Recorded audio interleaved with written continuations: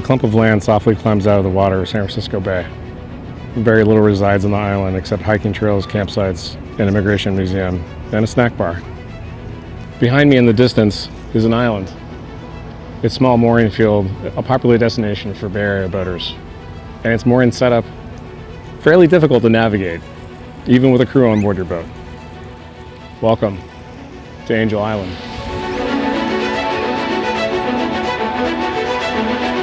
Today I'm going to show you a technique for mooring a sailboat at Angel Island. I'm going to demonstrate alone aboard Rumour, single-handed.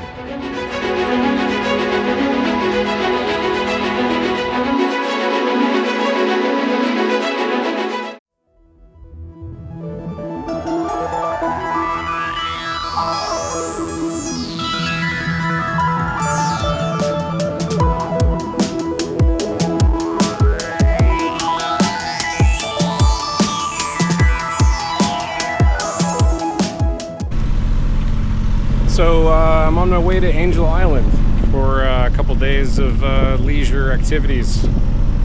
Call it my own personal Isle of Man. The funny part is that, you know, looking around out here, this island is only, it's a 45-minute motor, maybe an hour and 15-minute, hour and a half sail from my home marina in San Francisco, and so it's really not that far away. But the great thing about Angel Island is inside Ayala Cove, it is the most serene, calm little nugget of water, and it's so close to home. So I'm going out here and by myself. This is the first time I've been to Ayala Cove to moor on my own. I've got two happy hookers here. That's not a euphemism. The tool is actually called a happy hooker. I'll show you how it works in a minute. So let's suppose you want to get a line around something that you can't reach. Like, how about this dock ring right here? This is a happy hooker. Its name apropos of its actual function, which it can happily hook a line around an object, hoop, bar, standing line, really anything that this little lever arm can push against. And when you combine it with an extendable pole, it can hook lines around things that your arms could never reach, maybe even like up to 10 feet away. Unlike other mooring devices, it's extremely simple to use, and it leaves nothing behind except for the line that you're trying to deploy. There are several different versions of this that are available on the market. This one's made almost entirely of plastic, except for the spring in here. I prefer these because there's a lot less to corrode. You will need a hose clamp to be able to attach it to an extending pole, like a deck brush pole or something similar. So now we're going to go over how to actually use the happy hooker. We're going to pretend that this is actually on a pole. This little loop right here is where you feed your line through. I prefer to land the line through the hole and make a simple slip knot on the backside.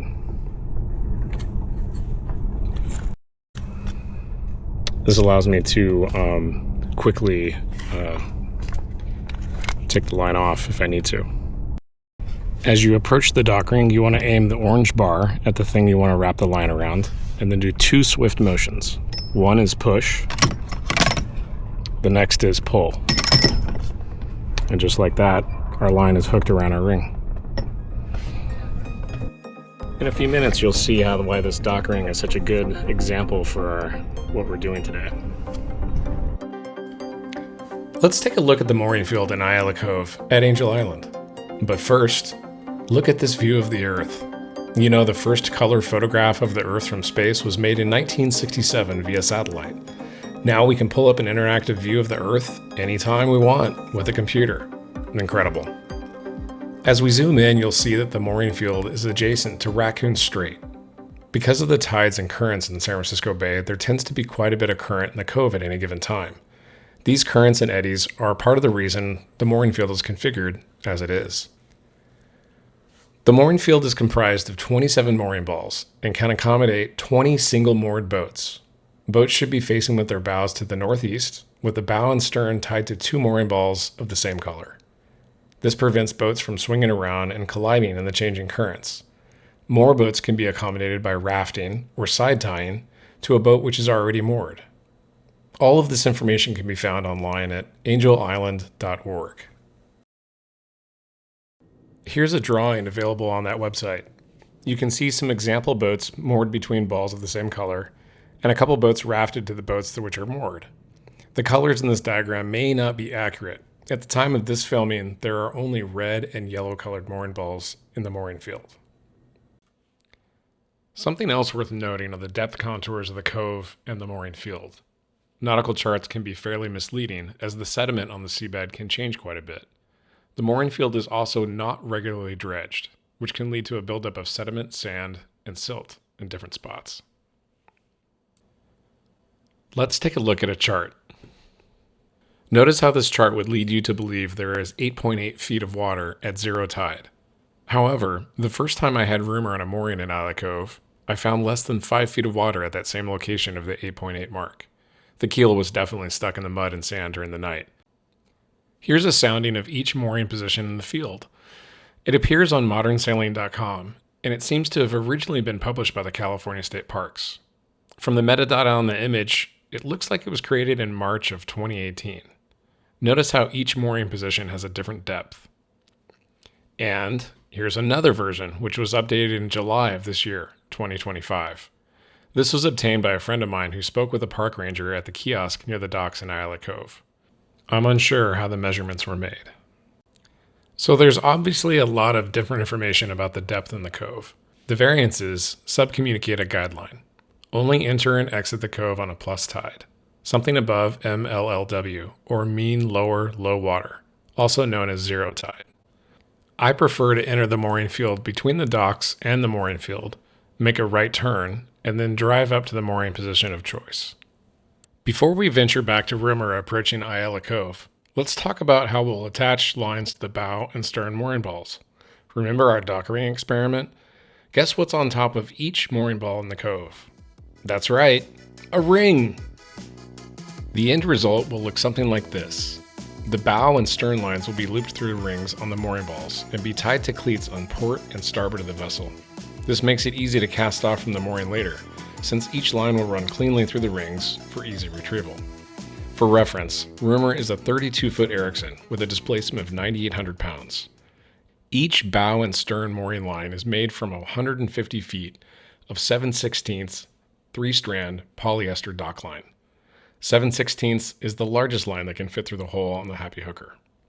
If your boat is larger and requires larger diameter lines, you may need to use a smaller line to set the loop and replace it with a larger mooring line after having made the mooring. Oh, and let's not forget to pay for the mooring ball if we stay overnight. Current fees when this video was made are $30 per night. You'll need to go ashore to pay the ranger at the kiosk. Although there is a self-pay station available if the ranger isn't. Now that we understand our tools, the Happy Hookers, the mooring lines, and the mooring balls, let's go back to Rumour. I think we're getting closer to Ayala Cove, and we need to review our procedure for single-handed mooring. My approach has always been to come in bow first across the stern ball, pick it up right here, and tie it off back here. Let the rest of this line pay out, and then get the boat moving really gently towards the bow mooring ball, and hopefully that line pays out enough to get there, and then the other Happy Hooker on the bow will then snag the top of that mooring ball, and then we'll have two lines on. If I can do that, make 2 lines without having to put the dinghy in the water, that's a plus. So we'll see how it goes. As I entered the cove, I recited my own guidelines. Slow is pro. Give the boat just enough speed to have some rudder. No more, no less. I never reverse once lines are in the water. Even with a floating polypropylene line in the water, it's possible to tangle it in a spinning prop. I never leave the helm with the engine in gear. This prevents unanticipated mistakes or the boat running away from me while I'm on the bow. If I make a mistake, stop, take stock of the situation, and reset. We can always try this again. Here we are back in Ayala Cove. We're passing the docks on the port side of the boat, and here I am at the helm. I'm looking around at a lot of different things right now. I'm checking out the surface of the water to see if there's any visible current around the buoys. so I know how to anticipate which way the boat's going to move. I'm also watching my depth meter. It can get pretty shallow in here. In fact, I would always suggest to come into Ayala Cove on some sort of plus tide. The best approach is the way that you just saw me come in between the docks and the mooring field. It tends to be the deepest channel of water to get behind the mooring balls so you can face to that northeast direction. You'll also notice that I'm pretty close to the beach here. I'll tell you a little secret about Ayala Cove. The deepest water in the mooring field is actually the closest to the beach. Now we're coming in on what I would call a final approach. We have our 2 mooring balls spotted, and just as we reviewed earlier, I'm bringing them along the starboard side of the boat. Part of the reason I do this on Rumour is because Rumour has prop walk. So when I put the boat into reverse and give it a few pulses of propulsion, it'll actually walk the bow to the right, to starboard, which will help me line up as I slow the boat down. And you can see I'm coming in here and I'm trying to aim the bow as much to that forward bow mooring ball as I can while I bring the stern ball alongside. So if we turn around, we can see that I just put the boat in neutral as per my guidelines. I grabbed the happy hooker and I'm casually getting up on the side deck there. 2 swift motions and the mooring ball is lashed with the line. No wasted energy here. I don't take the line off the happy hooker. I just put the pole down in the cockpit and tie a cleat hitch. I have another happy hooker on the bow, so I don't need to reuse that device. I have an extra one waiting for me all ready to go. Now I'm putting the boat back in forward gear and idle. Very slow. Everything is slow here. And I start turning the boat hard over back to starboard. The current blew us away from our destination of the bow mooring ball a little bit, but that's okay. We'll get back there. I take a brief look back, make sure the line is paying out and it's floating behind the boat, not going underneath, and it is. Now we're headed in the right direction. I put the boat in neutral and walk up to the bow. Have the happy hooker and 2 swift motions. Okay, maybe not as swift as the first one, but now the line is in hand and I've captured 2 mooring balls. As soon as I get this line made on the cleat, I'm essentially moored. I just have some adjustments to do.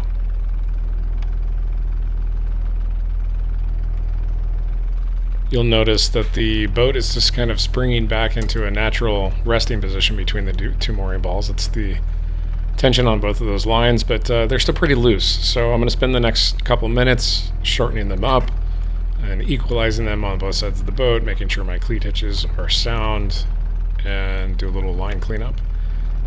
And look at that, I made it in before sunset. I think it's time for a cocktail. Good job, well done.